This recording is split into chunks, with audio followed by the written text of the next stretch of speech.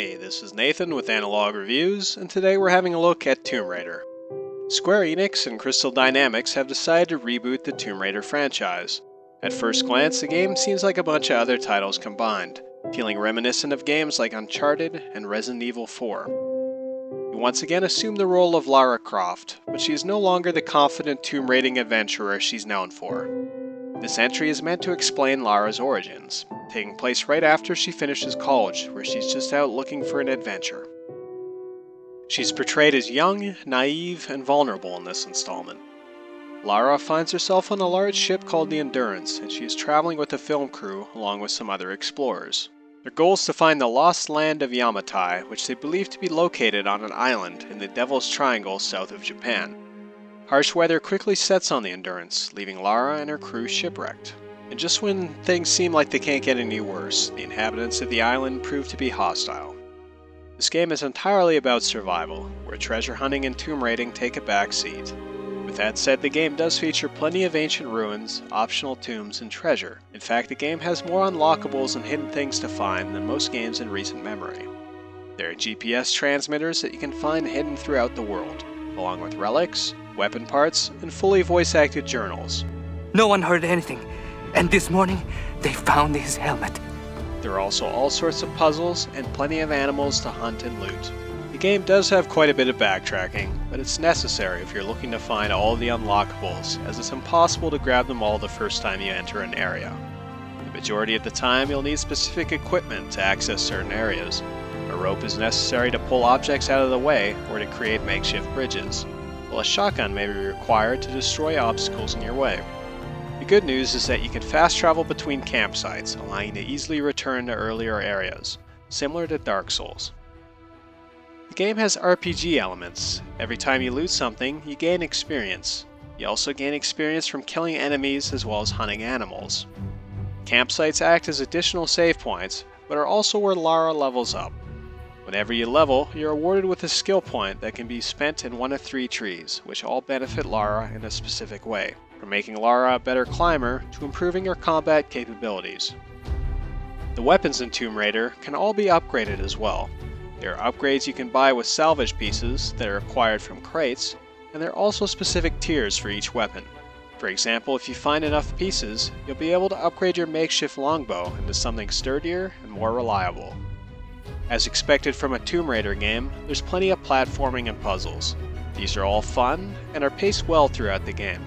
The puzzles are satisfying to solve without being too complex or rudimentary. The platforming feels a bit similar to Assassin's Creed, and the environments are all beautiful and fun to navigate through. The enemies for the most part consist of wolves and the cult-like inhabitants of the island. The enemies unfortunately lack variety and feature poor AI. Surprisingly, the game has a lot of stealth sections as well, and you can easily eliminate enemies silently without the others noticing. While Lara seems like a helpless girl in the cutscenes and narrative, she completely betrays this assumption when it comes to the gameplay, as you'll easily be dispatching 10 enemies at a time with an arsenal of weaponry, consisting of a bow, a shotgun, pistol, and rifle. The graphics in Tomb Raider are great, and the game is designed to provide a cinematic experience. There are plenty of high-action QuickTime events that are fun and welcomed. If you happen to fail on one, it's not a big deal, as there are constant checkpoints, although you might feel a little bad as Laura's deaths can be a bit brutal, similar to the Resident Evil games. The environments are all very detailed and the areas vary throughout the game. The water and rain effects are also well done. The music is great in Tomb Raider, and it's composed by Jason Graves, the man who brought us the soundtrack to the Dead Space games.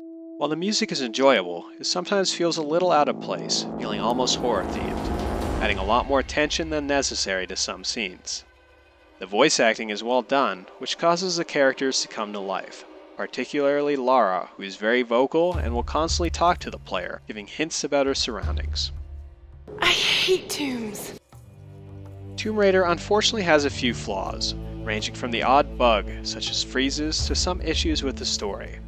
The story is immersive and appealing, but some of the characters are poorly written and uninteresting. Lara is supposed to be weak and naive initially, but her transition from college girl to deadly assassin is so sudden that the gameplay betrays the narrative. Lara's friends are equally unsurprised by Lara's ability to kill, which is a bit odd. Go to hell. In a game like Tomb Raider, you'd expect the multiplayer to be tacked on, and you'd be partially right. Not nearly as much effort went into the multiplayer when compared to the single player. The graphics go from amazing to mediocre, but the gameplay is actually pretty fun. You can level up between games, unlocking new guns, customization options, and characters.